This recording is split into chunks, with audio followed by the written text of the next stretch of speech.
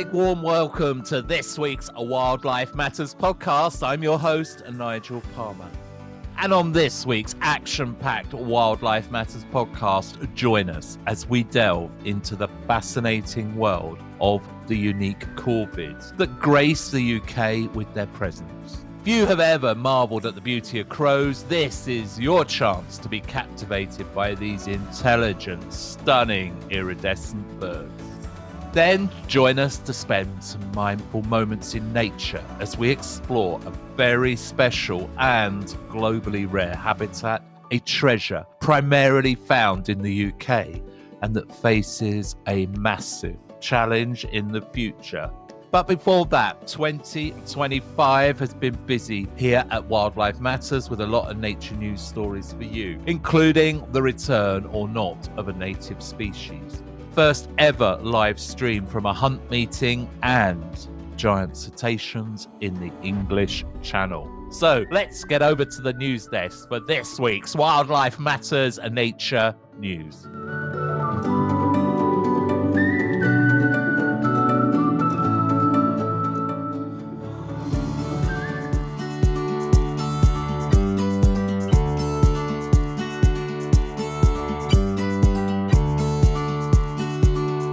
Hello and welcome to this week's Wildlife Matters and Nature News. Well, when we first heard the reports that lynx had been seen in the Cairngorms area of Scotland, my heart skipped a beat with excitement.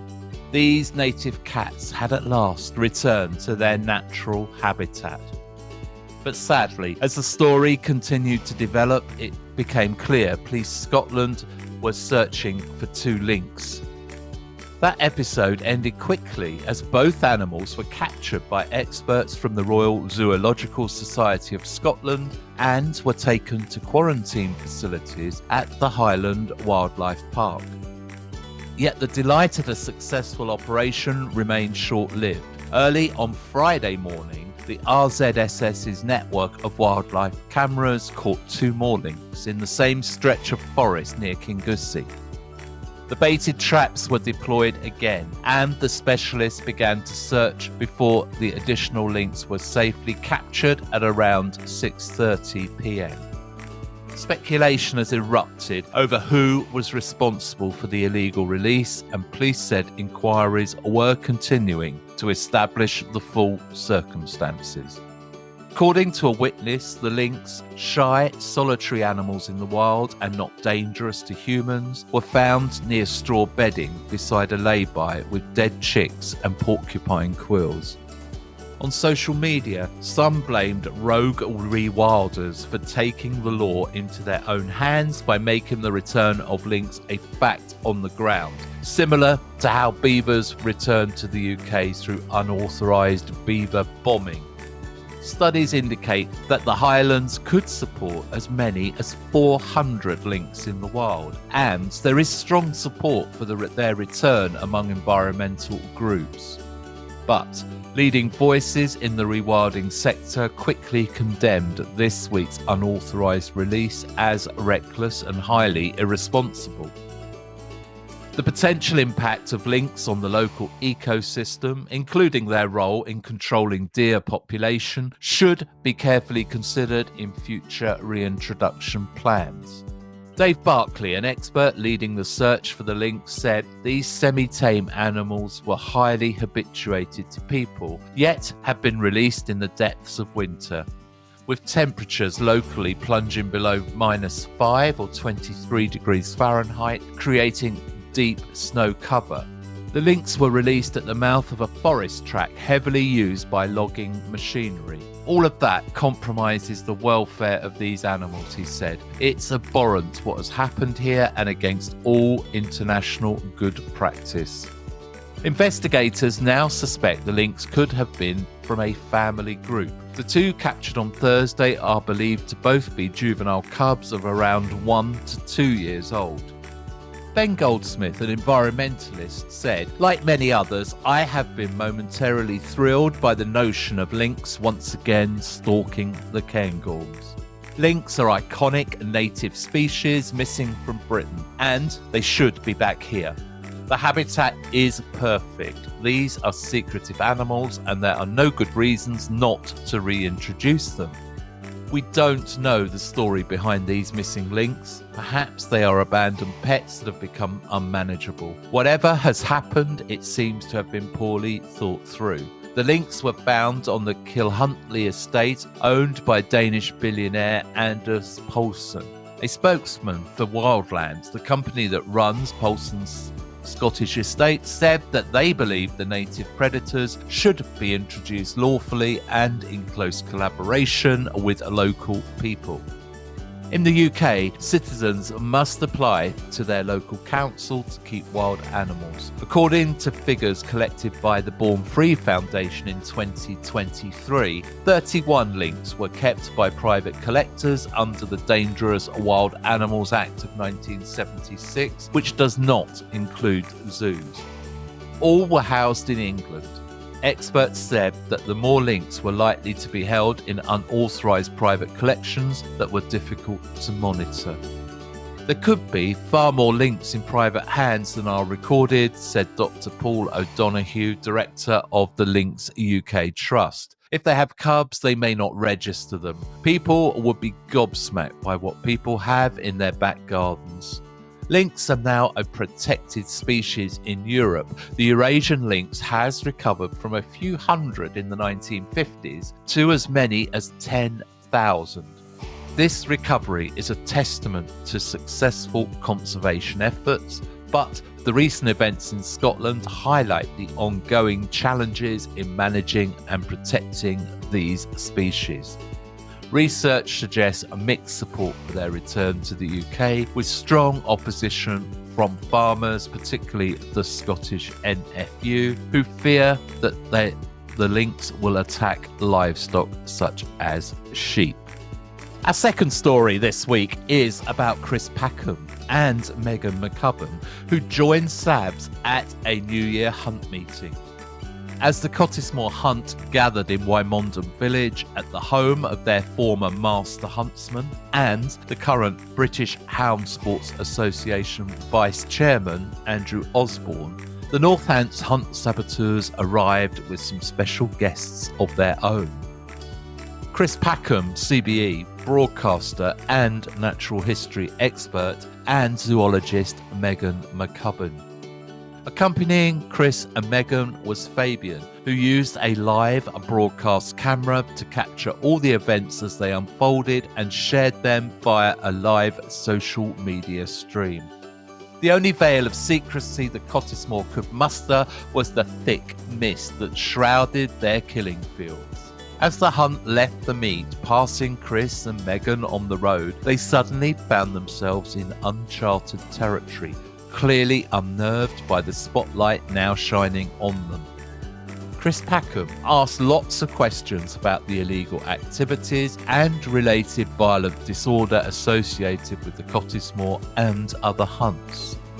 Meanwhile, Megan chatted with members of the Northants SAB group, gaining insights and information throughout the broadcast, which actually lasted over 3 hours.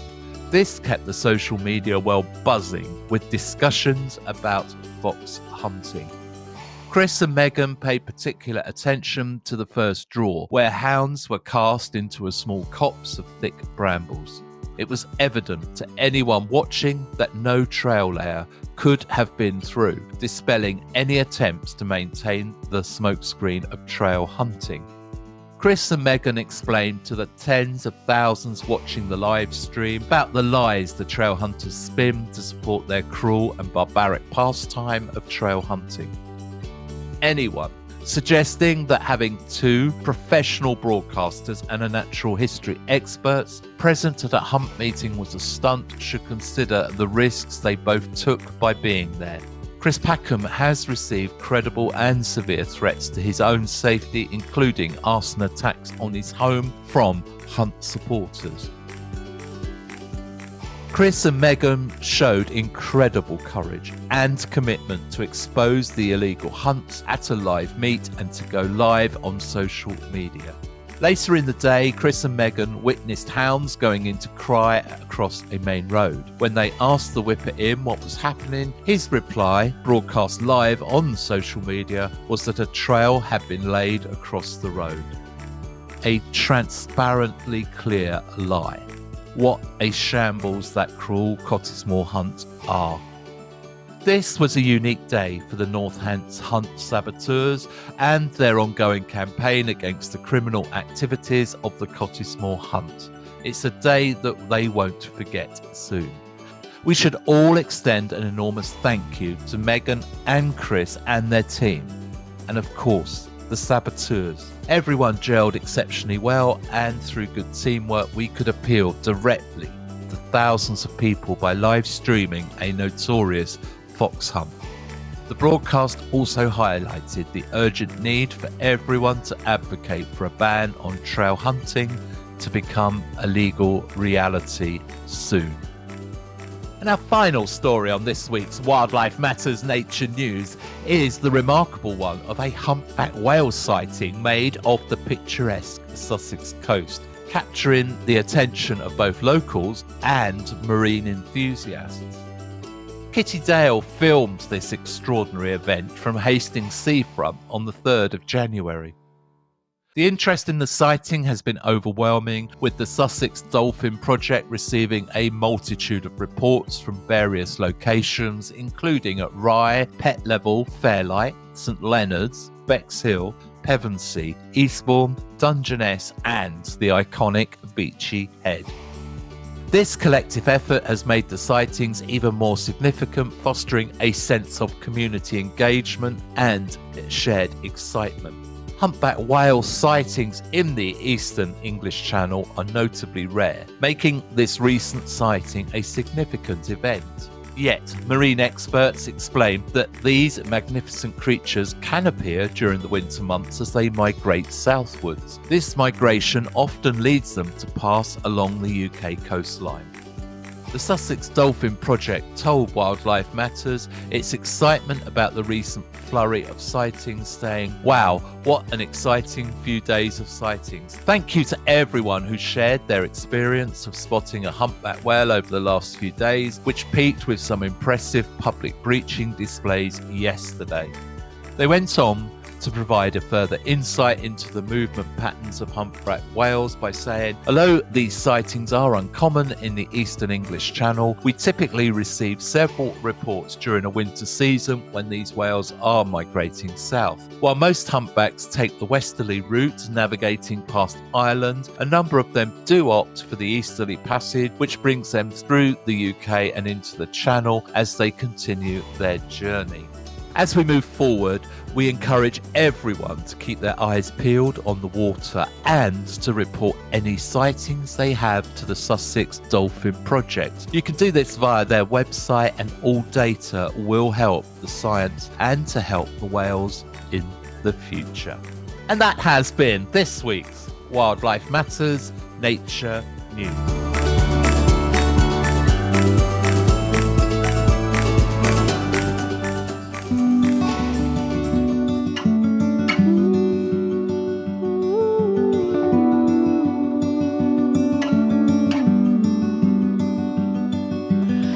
Calm crystal waters meander over the gravel beds, flowing through landscapes adorned with white-flowered water crowfoot and watercress. Chalk rivers are enchanting lowland rivers known for their clear water and diversity of plant life. Although they have all been altered to some degree, be that for milling, fishing, irrigation or watercress cultivation, they continue to support a delicate aquatic ecosystem, despite weirs, impoundment and water abstraction. England's chalk rivers and streams are renowned worldwide for trout and salmon. The river corridors often feature lush vegetation.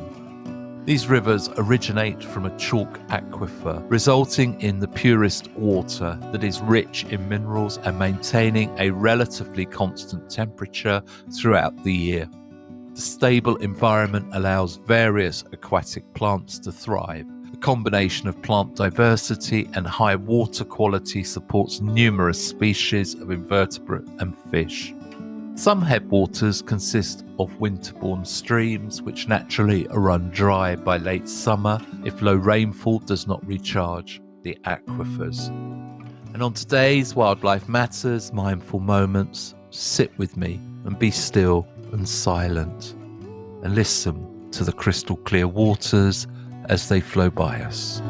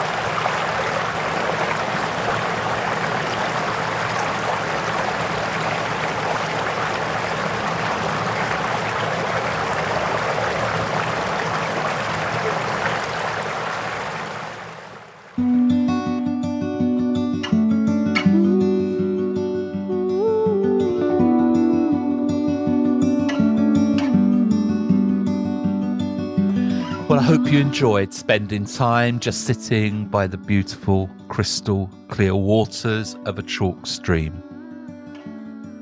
There are only around 200 chalk rivers worldwide, with 85% of those located in the UK, primarily in southern and eastern England. Notable examples include Hampshire's River Test, the River Vere in Hertfordshire, and the River Chess, which flows from Buckinghamshire through to Rickmansworth in the west of London. In early summer, you may see clouds of mayflies emerging from the crystal clear water to lay their eggs after spending most of their lives as nymphs under the waters. You may also spot a stunning variety of dragonflies, trout and salmon, crayfish and bullheads, among many other species.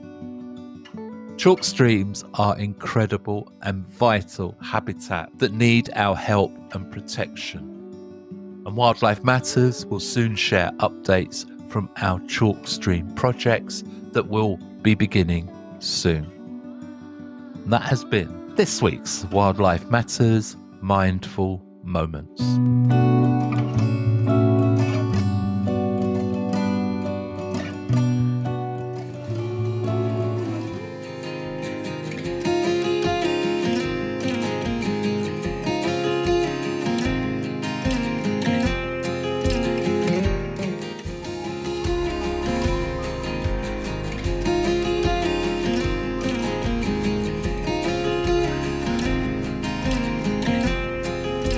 And now it's time for part one of our fascinating new series as Wildlife Matters shares an introduction to British corvids. Corvids are a fascinating family of birds known for their intelligence, adaptability, and social complexity. Famed for their intelligence, they exhibit problem-solving skills, use tools, and in some cases are self-aware.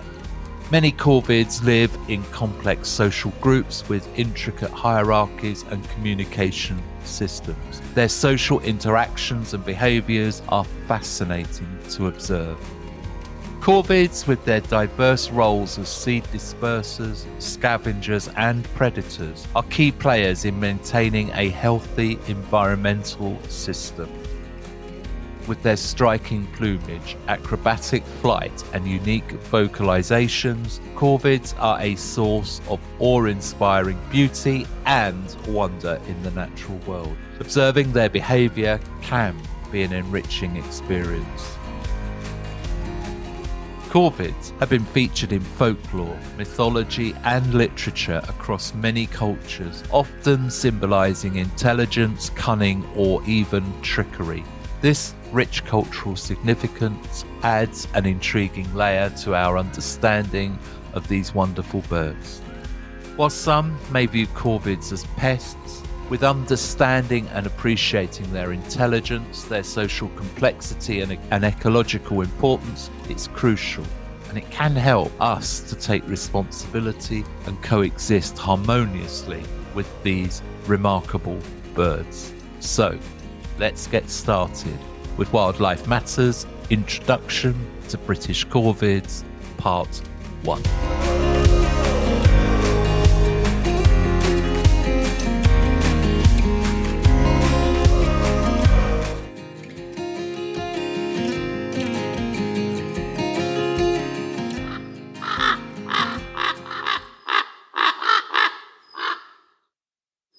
The corvid family of birds can divide opinions, with some loving the almost subversive side of corvids that feature strongly in myth and legend, whilst others dislike the shrill calls and the perceived cruelty of corvids when feeding.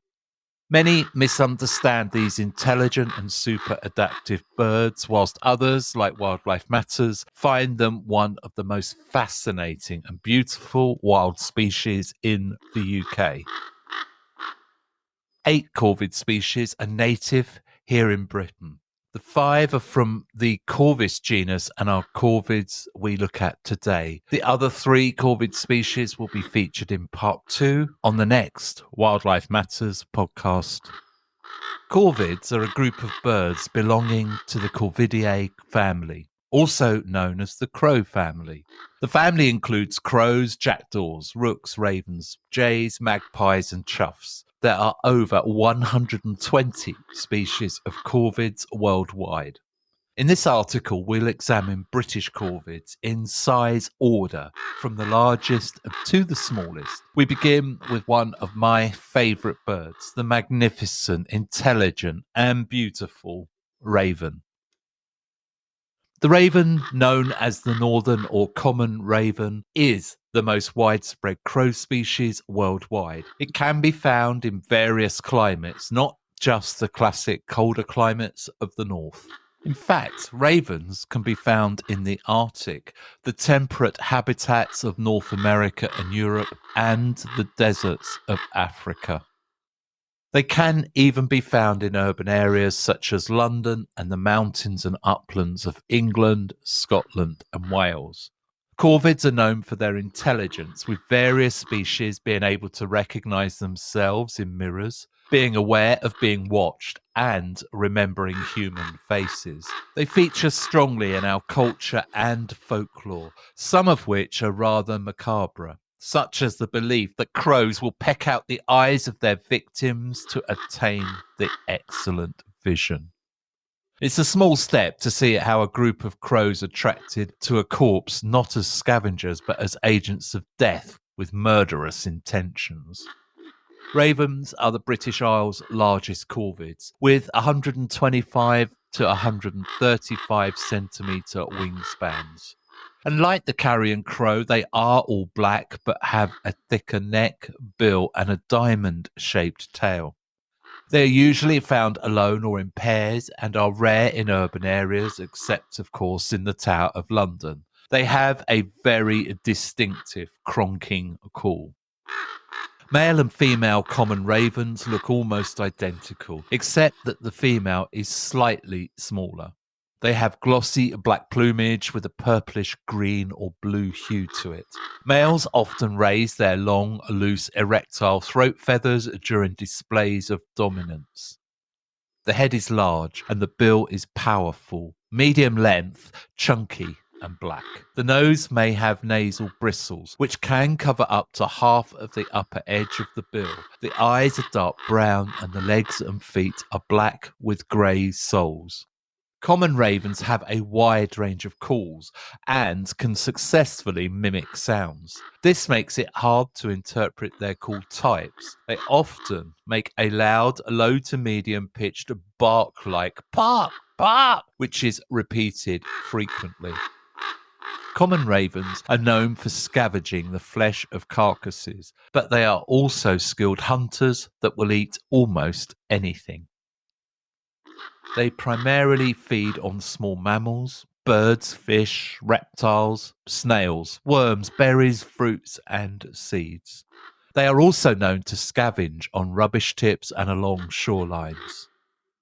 Ravens have been at the Tower of London since Charles II, 1630 to 1685. King Charles ordered the ravens at the tower be protected. There are always at least 6 resident ravens cared for by one of the yeoman warders, known as the Raven Master. Legend has it that should the 6 ravens all leave the tower, the kingdom of Britain and the tower will fall.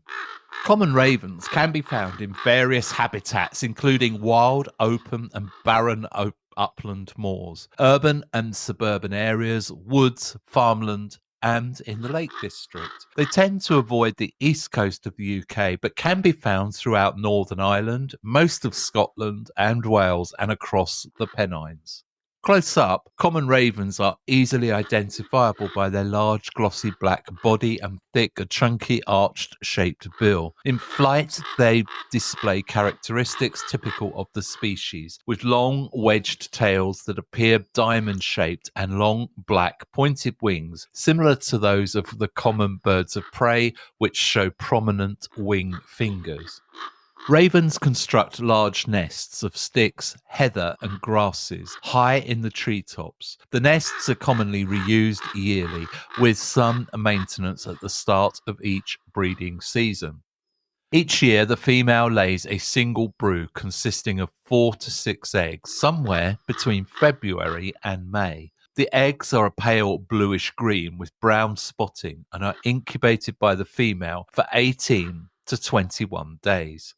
The young fledge between 35 to 42 days and stay with their parents for up to 6 months. The most extended lifespan for a ringed common raven is over 13 years, but these birds generally live between 10 and 15 years.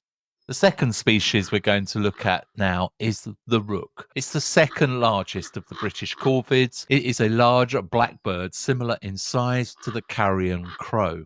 The rook's distinguishing features from other corvids are its bare grey face and grey bill. Although these features are not present in juvenile rooks, they can be used to identify adult birds.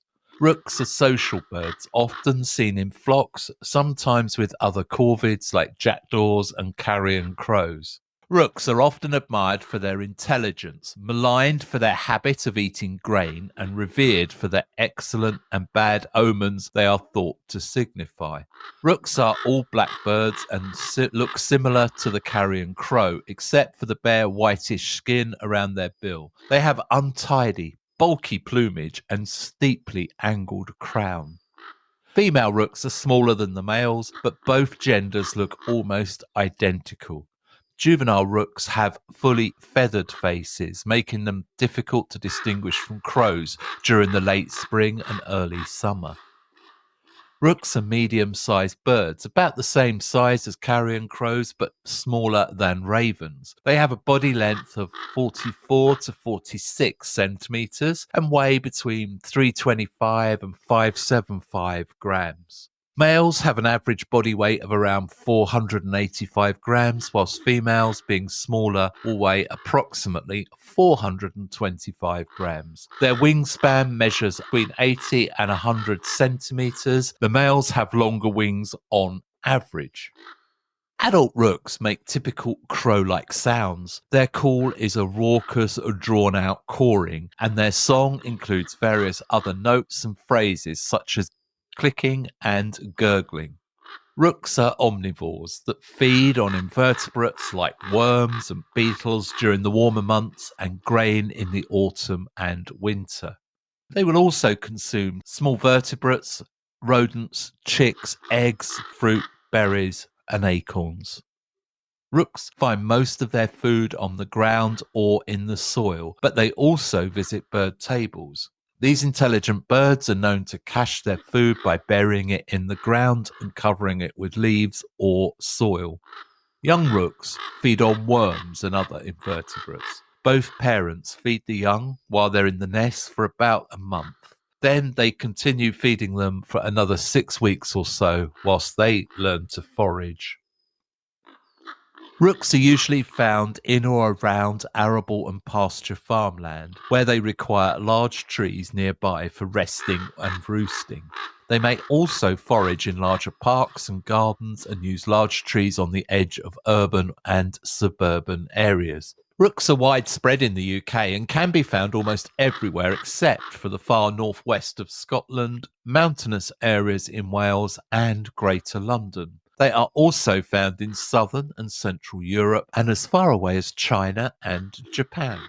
Birds are often associated with people because they forage on farmland and along country roadsides. While they feed on the ground, they rest, sleep, and nest in trees. And despite a significant decrease in the breeding population over the last few decades, rooks are still common in the United Kingdom, with an estimated 1 million breeding pairs. Look and listen out for these birds in farmland and along roadsides. Although generally absent from city centres, they may visit parks and more extensive village gardens. Rooks are relatively long-lived, with an average life expectancy of about 6 years for individuals who survive into adulthood. However, they can live in the wild for up to 22 years. Humans have traditionally been significant predators of rooks for pest control and food. While these birds have relatively few predators, old, sick, or injured individuals could fall prey to large birds of prey and carnivores like foxes. Rooks are protected by the Wildlife and Countryside Act of 1981. Although not endangered, their population is decreasing.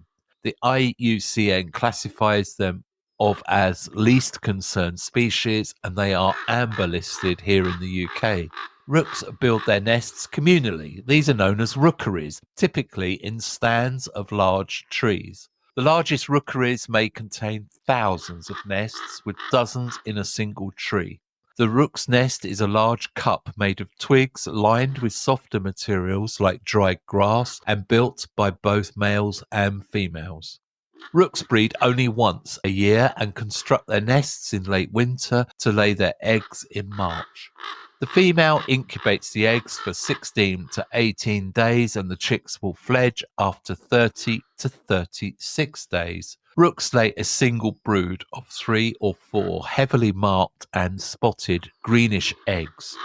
Each egg measures approximately 40 millimeters long and 28 millimeters wide. Although rooks are believed to form lifelong pairs, they may not always be faithful to their partners. However, they remain together within the flocks even during winter. Rooks are highly social birds that live in colonies and show little aggression towards each other. However, they can be aggressive when defending their partner and fighting over food, particularly during the winter months. They are, though, generally peaceful towards other bird species. Because rooks roost communally in trees, in woodlands and forested areas, some birds may continue to roost at the rookery throughout the year, although most gather into large flocks after breeding season and roost elsewhere, often in the company of jackdaws. Rooks do not migrate in the United Kingdom and Western Europe, where they are observed all year round. But in Eastern Asia, populations migrate between breeding ranges in the north and overwintering sites in the south. During the 19th century, they were introduced to New Zealand to control agricultural pests, but they are now considered a pest species in the country. Although rooks, crows, and ravens are related and members of the Corvidae family and the Corvids genus, they are different birds with distinct behaviours and physical characteristics. Whilst rooks can cause damage to cereal crops, they also help by eating insect pests. A group of rooks is commonly called a parliament, but other collective nouns include a clamour and a building of rooks. Rooks, like most species in the crow family, are intelligent birds. They have demonstrated their problem-solving abilities, teamwork, and tool use skills in laboratory settings, but tool use has yet to be observed in nature. Carrion and hooded crows. We've grouped these two species because although carrion and hooded crows may appear different, They are genetically and behaviourally almost indistinguishable. They can interbreed and produce fertile offspring, but tend to mate within their own kind. Hybrids have indeterminate plumage between their parents, often making them outcast to birds of either population. This keeps the populations distinct and is expected to eventually lead to their becoming full, reproductively incompatible species. The carrion crow, also known as just crow, is one of the most common corvids in the British Isles. It is found in various habitats, including gardens. Although widespread throughout most of the UK, it is less common in Ireland. It consumes various foods such as carrion, invertebrates, eggs, and fruit. Crows are usually seen alone or in pairs, but they can form flocks and sometimes can be found with other corvid communities. They are entirely black and can sometimes be confused with other corvid species, particularly juvenile rooks and ravens. And closely related hooded crow was once considered a subspecies of the carrion crow, but it is now classified as a separate species. Adult carrion crows have glossy black upper parts with a greenish tone on the head and upper wings, which changes to a purplish hue on the neck, back, and rump. These hues can be challenging to observe, and they may appear as very subtle. The bird's underparts are dull black with tight feathering across the chest, belly, and vent. The head is broad and flat across the crown, and the black bill is medium length, thick, and arched. The inside of the mouth is grey and the nostrils are covered in short, bristle-like feathers. The eyes are dark brown and the legs dark grey or black. The tail and wingtips are square. Both the male and the female look very similar. Juvenile birds lack the glossiness of the adults and their feathers appear sootier. They have grey eyes and a pink coloration on the edges and inside of their bill. The crow's call is typically loud and harsh, similar to caw, caw, caw, or cra, cra, cra, often repeated. The carrion crow mainly forages for food on the ground, taking worms, insects, seeds, berries, small mammals, and amphibians. It is also known to feed on other birds' eggs and young and scavenge for scraps and carrion. The carrion crow is a bird native to Central and Western Europe, including the United Kingdom. It is also found in Eastern and Central Asia, from Kazakhstan to China and Japan. Its habitat extends south to Thailand and north to the Kamchatka Peninsula in Russia's northeast.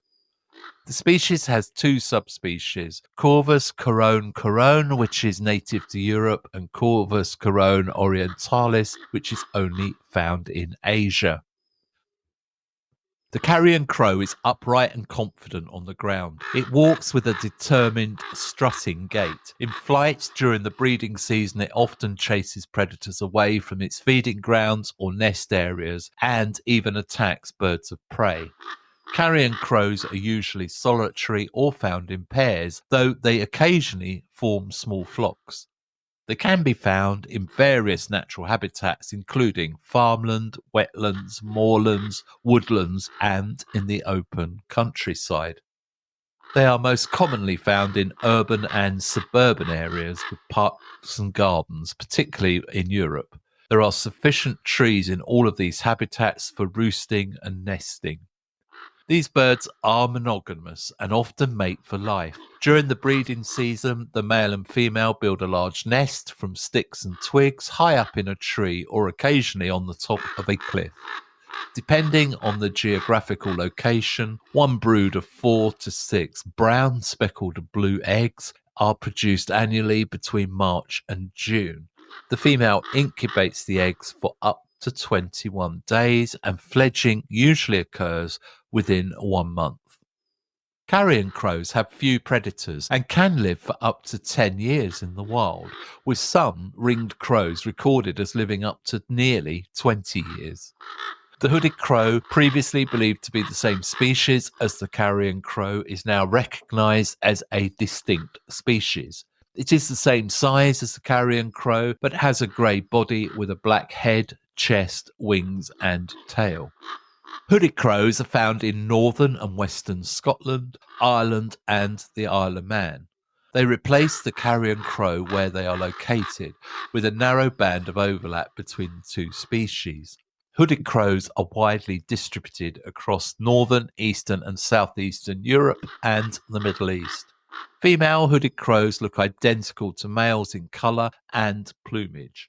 The only way to tell them apart visually is by size, with the females being slightly smaller than the males. However, both sexes have differing behaviours and can be identified by them. Juvenile hooded crows are less vibrant in colour than adults, with a browner hue to their grey feathers. Immature birds have blue-grey eyes, and their beaks are pinkish-red instead of the adult bird's dark grey. Male hooded crows are usually larger and heavier than females, and they can grow up to 48 to 54 centimetres in length and have a wingspan between 93 and 105 centimetres. They will weigh typically between 395 to 600 grams. The call of the hooded crow is similar to the familiar harsh cawing of the carrion crow, but is slightly softer and slightly less hoarse. Hooded crows are omnivores with a primarily carnivorous diet. They scavenge for carrion, roadkill, scraps, small mammals, birds, eggs, and young nestlings. They will also feed on mollusks, crabs, and sea urchins at coastal locations, and they can consume small quantities of seeds and grain. Young hooded crows feed almost entirely on insects in their first few weeks of life before adding grains and seeds to their diet as autumn approaches. Hooded crows thrive in a mixed farmland landscapes with open land and sparse tree cover. These birds are commonly found in parks, gardens, coastal regions, and expanses of moorland in urban areas. They are relatively tolerant of human presence and are frequently seen scavenging on streets in busy city centres. The hooded crow range extends from Ireland and western Scotland to Russia in the east, covering northern Europe. Norway, Sweden, and Finland have the largest hooded crow populations north of Europe, whilst Italy, Greece, Bulgaria, and Turkey have them in the south. Russia is home to between 1 and 10 million resident hooded crows. Hooded crows are widespread across their entire range, including Northern Ireland, Western Scotland, and the Isle of Man, where spotting one is not considered unusual or rare. During winter, the UK sees an increase in the resident population of hooded crows with the arrival of overwintering birds that migrate from Scandinavia after the breeding season. These temporary residents may be seen along the eastern coasts of Scotland and England. And the last of the 5 corvid species we'll be looking at today is the smallest of the 5 corvid species that are native in the UK, and that is the jackdaw, also known as Corvus munidula. Jackdaws can be found in various habitats across much of the British Isles. They roost together in woodlands and often join flocks of rooks. These brilliant and social birds are commonly found in towns and the countryside and are frequently associated with rooks and other crows. Despite their smaller size, jackdaws are friendly and pleasant birds. They have very dark grey plumage with a jet black crown and paler grey nape and sides of their face. Their striking pale blue eyes are the most distinctive feature, and their short, stout bills distinguish them from similar species. Male and female jackdaws look very similar, but juvenile birds can be identified by their dark eyes and duller brownish plumage. Due to their similar appearance, jackdaws are often confused with rooks as they tend to flock together. However, rooks are much larger birds with darker eyes, longer bills, and a paler base. They also have plumage similar to the large hooded crows in Scotland and Ireland. Adult jackdaws are slightly larger than a magpie, but have a much shorter tail. They are compact birds with a total body length of around 34 centimetres or 13 inches. Most full-grown jackdaws weigh between 200 and 270 grams or 7 to about 9.5 ounces, with males being the heavier sex. Jackdaws are agile in flight with a broad wingspan of between 67 to 74 centimetres, or roughly 26 to 29 inches. Jackdaws are known for their high-pitched chuck call, which is not particularly musical. That's an understatement. They are optimistic omnivores that feed on various foods, including insects during the breeding season and plants like grains, seeds, and fruits during the winter. They're also known to scavenge for scraps and carrion, and they are infamous for raiding birds' nests and stealing eggs from waterfowl and seabirds. Some people consider them unwelcome visitors on garden bird tables. Jackdaws can be found in various habitats, but they will prefer open landscape with scattered trees and avoid large open areas without trees or densely wooded areas. They are widespread throughout Europe, Western Asia, and marginally in North Africa, and can be found virtually throughout the United Kingdom, except for some parts of the northwest in Scotland. These birds generally forage on the ground and use trees and buildings for roosting and nesting. They are social birds that feed and roost in groups ranging from small to large flocks. In the United Kingdom, they are common in urban, suburban, farmland, open countryside areas, as well as in the coastal regions. Jackdaws can live for up to 18 years, but their average life expectancy is more like 5 years. The population of adult jackdaws in the United Kingdom is estimated to be over 3 million breeding pairs. Jackdaws are susceptible to predation, with birds of prey and mammals like pine martens and housecat. In certain areas, young jackdaws are targeted explicitly by the goshawk. Jackdaws are a protected species under the Wildlife and Countryside Act. They're also a green-listed species in the United Kingdom with a healthy population. Since the mid-1900s, the number of these birds has significantly increased. Globally, jackdaws are classified as of least concern on the IUCN listings. These birds are cavity nesters and construct a nest in various sheltered locations such as crevices in sea cliffs, caves, tree cavities, chimneys, nest boxes, and even disused animal burrows. Both male and female jackdaws work together to build a nest of twigs, mud, feathers, and other materials to fit within the cavity. These social birds typically nest in loose colonies with other jackdaw pairs. Jackdaws usually begin breeding at 2 years old and nest between March and June. They produce a single brood annually, and their eggs hatch after about 3 weeks, and the young birds fledge roughly 1 month later. Jackdaws will typically lay 4 or 5 eggs, although their clutch size varies between 3 and 8. Each egg has a pale bluish colour with numerous dark speckles and measures approximately 3.5 centimetres in length and 2.5 centimetres wide. Jackdaws are monogamous birds that pair for life. They show an unusually high degree of sexual fidelity to their partner, although extra pair mating has been confirmed in some individuals. Jackdaws are generally not aggressive birds, although they can dominate smaller songbirds around food sources. They are social birds that roost and coexist peacefully with other corvids, particularly rooks. And that was a Wildlife Matters introduction to British Corvids, Part 1. We hope you've enjoyed discovering more about these fantastic birds with whom we share our towns, cities, and countryside. In Part 2, we will examine the 3 remaining native British Corvids: the magnificent magpie, the colourful jay, and the melodic chough.